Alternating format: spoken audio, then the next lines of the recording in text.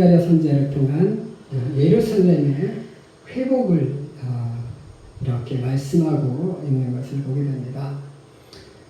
오늘 제가 이 본문을 선택하게 된 것은 오늘은 조금 어찌 보면 좀 무거운 내용일 수 있고 조금 이게 설교로 가능한 거야? 라고 하는 내용이 될 수도 있는 내용을 가지고 오늘 말씀을 나누려고 합니다. 오늘 제가 예루살렘에 대한 것과 그리고 죽음에 대한 것과 그리고 과연 구약의 하나님과 신약의 하나님에 대한 이야기를 이렇게 나누려고 하는데요.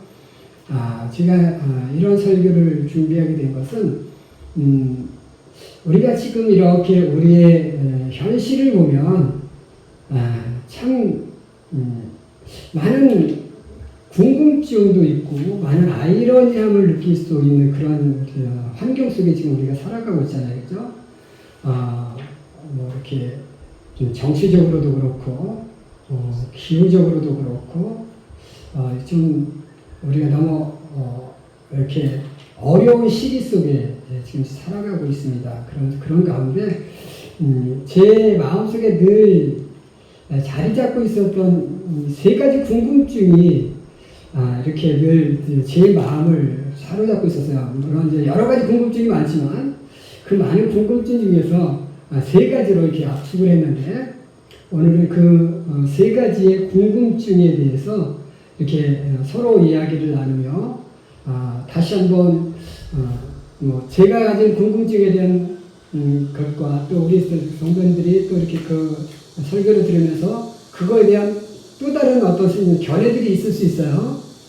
오늘은 제가 느낀 세 가지 궁금증과 그에 대한 저의 견해를 이렇게 말씀을 통해서 나누면서 우리 다시 한번 이렇게 생각해보는 그런 또 우리의 믿음을 다시 한번 이렇게 정립해보는 그러한 시간이 될 수 있기를 원합니다. 첫 번째로는 우리 이중성의 문제가 좀 제 자신에게 이렇게 많은 궁금증으로 다가왔어요. 우리 사람들에게도 이중성이 있잖아요, 그죠? 선한 측면과 악한 측면이 있고, 그죠? 우리 이제 뭐 정치적인 면에서도 그렇고, 우리 모든 면들에서 이런 이중성들을 가지고 있어요. 오늘 예루살렘 스가랴 선지자가 예루살렘에 대해서 이야기하고 있습니다. 예루살렘 뭐 진리의 성읍이라 일컫게 하겠다라고 말씀하고 있고, 거기에 이제 하나님께서 함께 너희와 함께 있겠다. 내가 거하는 성읍이다. 이렇게 말씀하고 있는 것을 봅니다. 자, 예루살렘이라는 뜻 자체가 뭐냐면 평화의 도시라는 그런 뜻을 가지고 있습니다. 오늘 그 평화의 도시를 진리의 성읍이라고 일컫게 만들어주겠다고 했어요. 그리고 거기에 하나님이 함께하는 성읍이라 일컫게 하시겠다고 했는데, 과연 오늘 우리가 지금의 이스라엘의 예루살렘을 보면 과연 거기가 평화의 도시일까? 예루살렘은 지금 동예루살렘과 서예루살렘이 있고요. 동예루살렘 쪽은 이스라엘이, 서예루살렘은 팔레스타인이, 그리고 그 안에 또 무슬림 지역이 있고, 유대교 지역이 있고, 기독교 지역이 있고, 아르메니안 지역이 있고, 이게 또 그 안에도 또 이렇게 또 네 개의 구역으로도 나누어져 있어요. 각기 종교의 지역으로 이렇게 배분이 되어 있어요. 어떻게 보면 종교의 전시장이 될 수 있고, 정치적으로 보면 팔레스타인과 이스라엘의 치열한 싸움이 있는 그런 지역이 있고, 또 유대교와 무슬림의 싸움이 있는 그런 곳이 바로 어디냐면 예루살렘이라는 거죠. 이렇게 말에는 의미는 평화하고 의미는 진리의 성읍이지만 그 안에 진리도 없고 그 안에 평화도 없는 그러한 난맥상이 이렇게 있는 그러한 지역인 것을 보게 되죠. 이런 어찌 보면 평화를 외치지만 평화가 없고 사랑을 외치지만 사랑이 없고 진리를 외치지만 그 안에 진리가 없고 민생을 외치지만 그 안에 민생이 없는 이런 이중성의 문제가 참 왜 사랑을 외치는 곳에 사랑이 없을까? 우리 정치권에서도 지금 국회의원들이 맨날 민생 외치지만 과연 그들이 민생을 위한 법안을 얼마나 만들었고 민생을 위한 정치를 얼마나 했습니까? 없어요. 그죠? 지금 우리가 또 의료 분쟁으로 인해서 정말 많은 사람들이 진료를 받는데 차질을 겪고 있고 응급환자가 제대로 진료를 못 받아서 죽는 그런 사건들이 있습니다. 한 정지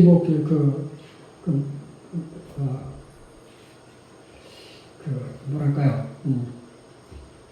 지금 파업을 하고 있는 이 단체에 의료사 단체에서 그 의사 협회 글에 이런 글도 올렸다고 그래요. 하루에 1000명씩 죽어 나왔으면 좋겠다. 그런 글을 올렸다고 해요. 과연 의사의 길을 걷겠다고 하는 사람이 입에서 나올 수 있는 말일까? 정부는 국민의 치료를 위해서 의사 수가 더 필요하다고 외치고 있고, 의사들은 그만큼 의사가 필요 없어도 충분히 치료를 받을 수 있다라고 이야기하고 있어요. 서로 자기 주장만 하고 있지. 서로 또 국민을 위해 국민의 치료권을 위해서 정책을 펼친다지만 과연 그 안에 정말 국민이 있을까? 의사들이 말하는 그들의 치료를 국민들을 정말로 치료한다고 하지만 그들의 마음속에 정말로 국민을 치료하고자 하는 진정한 마음이 있을까? 서로 자기의 주장만이지. 그런 것이지. 정말 그 안에 국민이 없는 민생을 외치지만 민생이 없고 사랑을 외치지만 사랑이 없고 정말 평화를 외치지만 평화가 없는 이런 이중성의 문제. 왜 세상은 이렇게 되어져 가야만 할까? 정말 평화가 외치는 곳에 평화가 있으면 좋고 사랑을 외치는 곳에 정말 사랑이 있고 민생을 외치는 곳에 정말 민생이 있고 정말 치료를 외치는 곳에 진정한 치료가 있다면 얼마나 좋은 세상이 될까라는 거죠. 그렇죠? 그런데 그렇지 못한 이유가 그런 이중성의 그렇지 못한 현재의 이 이중성의 문제 그것은 바로 그 이유는 뭘까라는 거예요. 그렇죠? 다 자기만의 고집, 자기만의 이익, 자기만의 생각하는 자기의 어떤 이득만을 생각하는 그런 이기심 때문이 아닐까라는 거예요.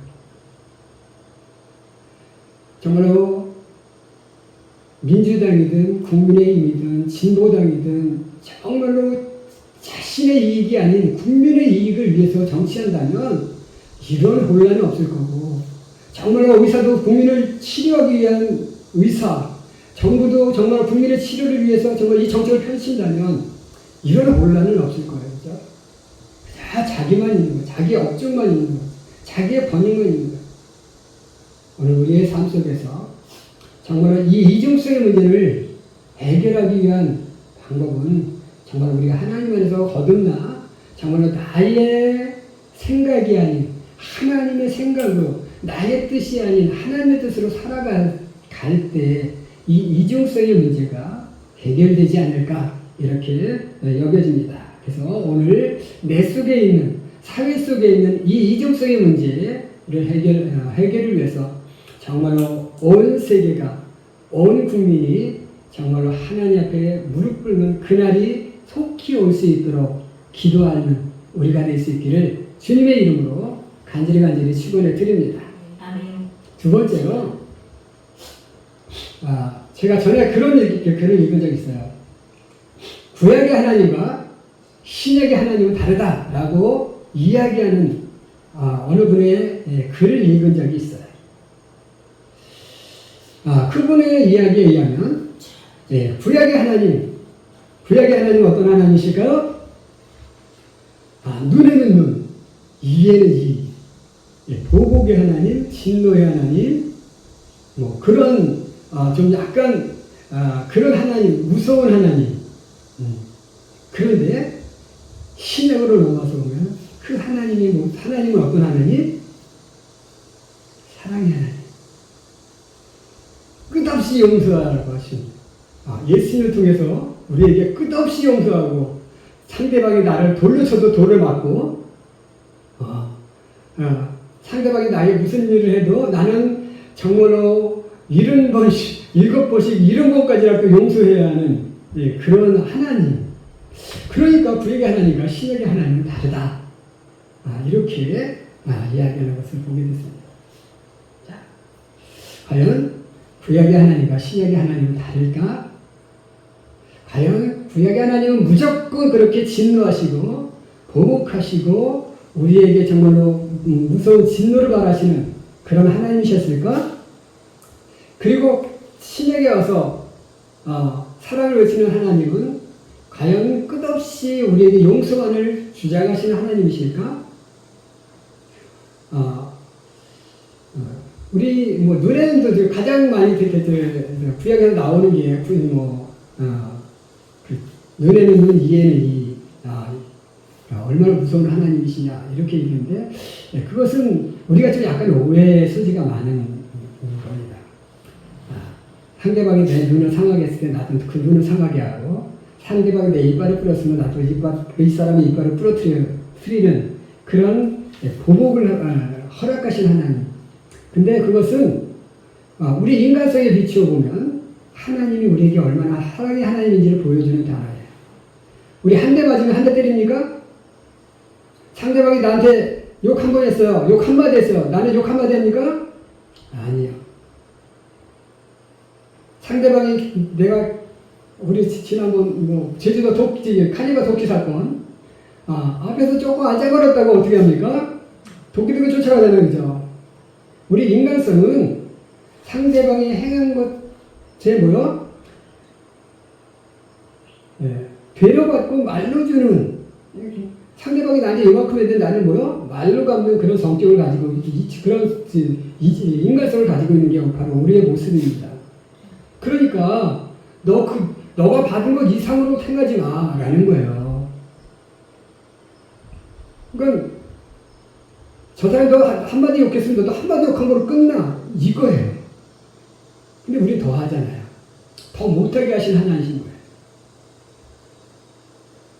근데 우리는 그것을 굉장히 잔인한 하나님, 무서운 하나님 이렇게 했는데 그것은 우리 인간성에 비추어 볼 때 하나님은 굉장히 우리들에게 보복을 못하시게 하는 그런 사랑의 하나님이셨던 것을 보게 됩니다. 또 우리가 신약에 가서 무조건 우리는 그럼 사랑만 해야 될까? 전 참 그것도 우리 이제 좀 궁금했어요. 우리는 7번씩 70번까지라도 용서를 해야 되는데 한없는 용서를 해야 되는데 과연 우리는 그렇게 한없는 용서를 하고 살아가야 할까?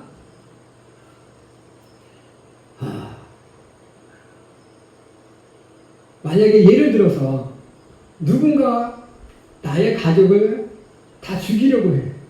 그러면 우리는 그냥 죽여주십시오 하고 목 내밀고 죽어야만 할까? 자, 북한이 우리나라로 쳐들어왔어요. 우리는 그냥 그래 나 쏴 죽여 그리고 그냥 총 안 들고 다 그냥 총 맞아 죽어야 될까? 이런 어떤 이중성의 문제가 있잖아요. 그렇죠? 하나님에게도 어떤 그 이중성이 조금 있을 수 있다고 보여지는 거죠. 하나님에게도 사랑은 있지만 또 사랑만큼 그 사랑하는 것만큼 우리에게 또 이렇게 약간 엄한 면을 보이시는 부모가 자녀를 사랑하지만 끝없이 사랑만 합니까? 잘못할 때는 꾸짖기도 하는 거죠.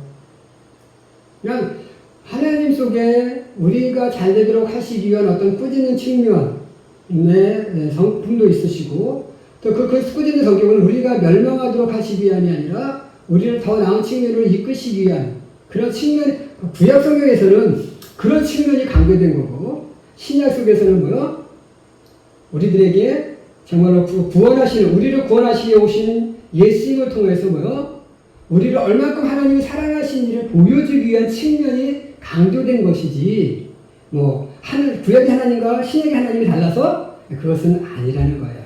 그래서 오늘 우리는 우리 속에도 어떤 성적인 그런 측면이 있는 것처럼 이렇게 하나님도 우리를 향한 사랑에 넘쳐서 우리가 잘 못할 때는 혼내시는 그런 측면이 강조된 것이다 라는 것을 우리가 기억하시고 정말 우리 하나님의 어떤 그런 진노의 성품 또 우리를 사랑하신 하나님의 성품을 이해하고 하나님 우리를 혼내실 때 하나님 우리에게 어떤 이렇게 징계를 내리실 때 우리는 그 징계도 우리를 사랑하시기 위한 하나님의 사랑의 표현이라고 우리가 믿고 나아갈 수 있는 그런 우리가 될 수 있기를 주님의 이름으로 간절히 축원해 드립니다. 마지막 세 번째 정말 중요한 조금은 지금 약간 아이러니한 그런 측면인데요. 살인이라는 문제가 궁금했어요. 하나님은 우리들에게 살인하지 말라 하셨습니다. 그죠? 그런데 하나님께서 이스라엘 백성들을 가나안 땅을 정복하게 하시면서 그 가나안 땅을 정복하시면서 그 원주민들을 어떻게 하라고 하셨어요? 살려두라고 하셨나요? 한결같이 뭐요? 어린아이부터 모든 물건들은 다 짐승까지도 뭐요? 진멸하라고 하셨습니다. 다 죽이라고 하셨어요. 다 죽여버리라고. 살인하지 말라고 하신 하나님께서 살인을 허락하고 계신다는. 참 저는 그래서 이게 살인이란 도대체 뭘까? 이게 참 궁금했어요. 아직도 그거 정답은 있는 건 아니에요. 우리가 어떤 사람이 다른 사람을 죽일 때 어떤 사람의 죽임은 살인자가 될 수도 있고, 그죠? 살인이 될 수 있어요. 근데 어떤 사람이 다른 사람을 죽이는데 그 죽인 사람은 영웅이 되는 경우도 있습니다. 어떤 사람의 살인은 살인이 되고 어떤 사람의 살인은 영웅이 돼요. 자, 우리 이순신 장군 영웅이잖아요, 그죠? 이순신 장군이 얼마나 많은 사람을 죽였습니까? 그죠? 노량대첩, 한산대첩, 명량대첩 해갖고 그냥 바다에서 일본군들을 무수하게 지금 수장시켜 버렸습니다. 근데 그분은 영웅이에요. 우리 6.25 전쟁 때도요. 엄청난 우리나라 우리나라 장군들이 북한군, 중공군, 유엔군 참석해서 많은 사람들 죽였어요. 그 전쟁에서 승리했을 때 우리 그때 승리한 장군들을 뭐 영웅이잖아요. 우리나라 군인들이 막 싸워서 우리 지금 열사가 돼서 지금 국립묘지에 맺혀 있습니다. 그분들은 영웅으로 우리가 취급받습니다. 그죠? 근데 어떤 사람이 지난번 일본도로서 죽인 사건 이런 그 사람들을 죽이는 거요? 살인이 돼요. 그죠? 어떤 사람의 죽임은 영웅이 되고 어떤 사람의 죽임은 살인이 될까? 네. 왜 똑같은 죽임이 사람을 죽이는 것인데 누구의 죽임은 영웅이 되고 누구의 죽임은 살인이 되어야만 할까? 이런 사실이 너무 마음이 아픈 거예요. 물론 나라를 구하기 위해서 하나님의 나라를 세우기 위해서 하나님의 나라를 기초를 든든히 세우기 위해서 그리고 확장시키기 위해서 다른 사람의 죽임은 하나님께서 허락하시긴 하셨어요. 그죠? 지금도 우리가 지금 우크라이나와 러시아의 전쟁, 팔레스타인과 이스라엘의 전쟁, 또 이스라엘과 레바논 안에 그 헤즈볼라와의 전쟁, 주변 이란과의 전쟁, 이런 싸움 무수하게 죽어나갑니다.